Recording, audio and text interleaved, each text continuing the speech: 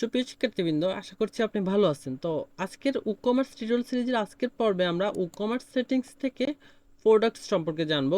গত পর্বে আমরা জেনারেল সম্পর্কে ধারণা নিয়েছিলাম। আমরা প্রোডাক্টসে ক্লিক করব। প্রোডাক্টসে ক্লিক করলে এখানে প্রথমে জেনারেল অপশন রয়েছে, আপনি এখান থেকে সব পেজ সিলেক্ট করতে পারবেন। এই যে কোনো একটি পেজ আপনি সব পেজ হিসেবে সিলেক্ট করতে পারবেন, অর্থাৎ বাই ডিফল্ট আপনি যখন ই-কমার্সে কোনো প্রোডাক্ট আপলোড করবেন ওই প্রোডাক্টটি ওই পেজে অটোমেটিক্যালি চলে যাবে। আপনি যেই পেজটি এখানে সব পেজ হিসেবে সিলেক্ট করবেন। তো আমরা এখান থেকে সব রাখতেছি। অ্যাড টু কার্ট বিহেভিয়ার, অর্থাৎ অ্যাড টু কার্টটি কি রকম বিহেভিয়ার থাকবে, redirect to cart page, enable Ajax. অর্থাৎ আপনি যদি এখানে আমি যদি আমাদের প্রোডাক্টটি ওপেন করি, প্রোডাক্টস থেকে অল প্রোডাক্টস,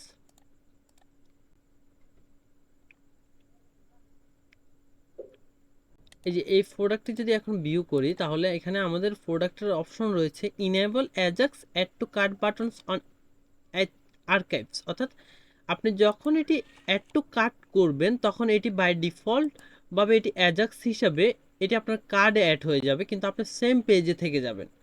তো আর যখন এখানে redirect to cart page after successful addition দিবেন তখন আপনি এখানে ইনেবল অ্যাজাক্সটে উঠিয়ে দিয়ে ফেলতে হবে। আর এটি আপনাকে আপনার চেকআউট যে পেজ রয়েছে বা কার্টের জন্য যে পেজ রয়েছে ওই পেজে নিয়ে যাবে। অর্থাৎ আপনি যখন একটি প্রোডাক্ট কার্টে অ্যাড করবেন আপনাকে ওই কার্ট পেজে নিয়ে যাবে।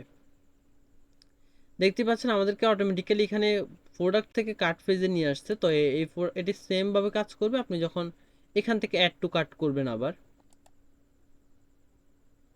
তো দেখতেই পাচ্ছেন এটি আমাদেরকে কার্ট পেজে নিয়ে গেছে। তো আমরা enable ajax add to cart buttons or archives এটি রাখবো। তারপর place holder image, this is attachment ID, image URL used for place holder image, এটি আমাদের জন্য প্রয়োজনীয়। অর্থাৎ বাই ডিফল্ট ই কমার্সের যে প্লেস হোল্ডারটি রয়েছে, অর্থাৎ আপনার যদি প্রোডাক্টে যদি কোনো ইমেজ না থেকে থাকে সেক্ষেত্রে আপনার যে ইমেজটি শো করবে ওই ইমেজের ইউআরএলটি আপনি এখানে বসাতে পারেন। তারপর হচ্ছে যে মেজারমেন্ট, ওয়েট ইউনিট কি হিসাবে রাখবেন আপনি, আমরা কেজি হিসাবে রাখছি।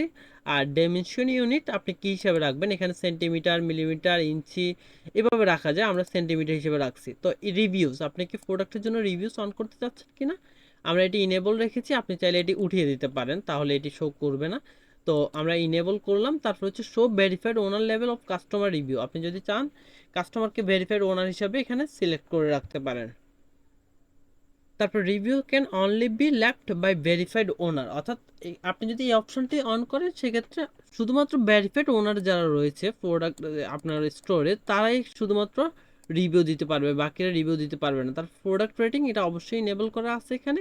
তারপর হচ্ছে যে ইট ইজ, এটা রিকোয়ার্ড থাকবে, অর্থাৎ start rating should be required, অর্থাৎ আপনাকে রেটিংটা প্রথমে দিতে হবে, তারপরে যে আপনাকে রিভিউ লিখতে হবে। তো আমরা সেভ চেঞ্জেসে ক্লিক করব। এরপর প্রোডাক্টসের দ্বিতীয় যে স্টেপটা রয়েছে অর্থাৎ ট্যাব রয়েছে সেটি হচ্ছে ইনভেন্টরি। ইনভেন্টরি বলতে বোঝা যাচ্ছে যে আপনার স্টক ম্যানেজমেন্ট করা, কি পরিমাণ প্রোডাক্ট স্টকে রয়েছে। আর একটা প্রোডাক্ট হোল্ডে কতক্ষণ থাকবে, hold stock for unpaid orders for X minutes when the limit reached, the pending order will be cancel leave blank to disable.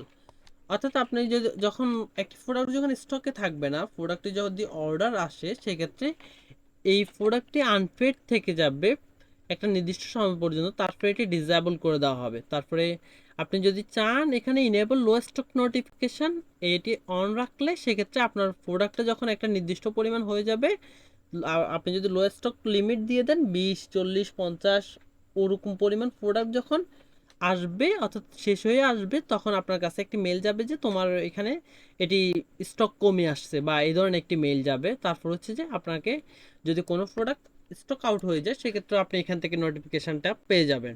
তারপর হচ্ছে যে কোথায় এই নোটিফিকেশানটি যাবে, এখানে একটি মেল সেট আপ করা আছে, এই মেলে যাবে। আর কি পরিমাণ প্রোডাক্ট থাকলে তখন যে আপনি মেলটি পাবেন, এটি হচ্ছে দুটি প্রোডাক্ট সেট আপ করা আছে।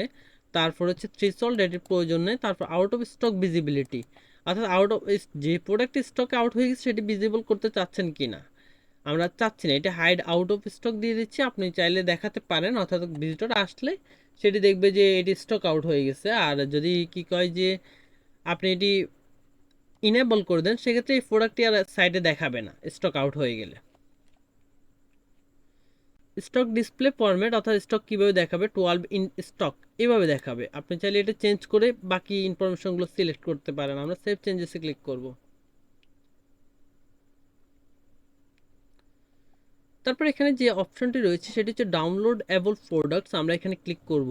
আপনার ওয়েবসাইট এটি যদি ডিজিটাল ফাইল সেলিং বা ডিজিটাল প্রোডাক্ট সেলিং ওয়েবসাইট হয়ে থাকে সেক্ষেত্রে আপনি ফাইলটা কী ধরনের রাখতে চাচ্ছেন। File download method force download, অর্থাৎ এখানে যদি আমরা হোভার করি forcing downloads will keep URLs hidden but some servers may serve large file unreliably if supported, অর্থাৎ এইখান থেকে আপনি কি কয় যে আপনার সাইট থেকেও প্রোডাক্টটি অর্থাৎ ফাইলসটি শো করাতে পারেন, আর অথবা অন্যথা আপনি থার্ড পার্টি কোনো ফাইলস থেকেও এখানে লিঙ্কের মাধ্যমে কানেক্ট করতে পারেন। তারপরে অ্যাক্সেস রেস্ট্রিকশন যদি দিতে চান আপনি দিতে পারেন। তারপরে রিডাইরেক্ট মোড যদি রাখতে চান তাও রাখতে পারেন।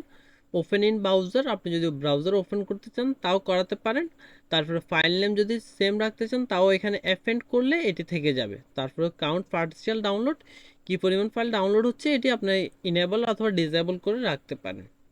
তারপর অ্যাপ্রুভ ডাউনলোডস ডিরেক্টরিজ, এখানে দুটি ডিরেক্টরিজ রয়েছে, এগুলো আপনি চাইলে এখান থেকে বাল্ক সিলেক্ট দিয়ে ডিসেবল করে দিতে পারেন। সেক্ষেত্রে আপনার ভিজিটররা আসলে আর এগুলো ডাউনলোড করতে পারবে না। এখানে যে দুটি আপলোডসের প্রোডাক্ট রয়েছে বা ডাউনলোডসের জন্য যে ফাইলগুলো রয়েছে, তারপর হচ্ছে অ্যাডভান্সড, এটি তেমন প্রয়োজন নেই। আপনি ডাইরেক্ট আপডেটস বা অপটিমাইজড আপডেটস চাইলে অন করতে পারেন, ম্যাচ ইমেজ চাইলে রাখতে পারেন এসকিউর জন্য, আর ইনেবল ট্যাবল ইউজের জন্য আপনি এটির বাই ডিফল্ট অন আছে, অর্থাৎ এটি যেরকম আছে সেরকমই থাকবে।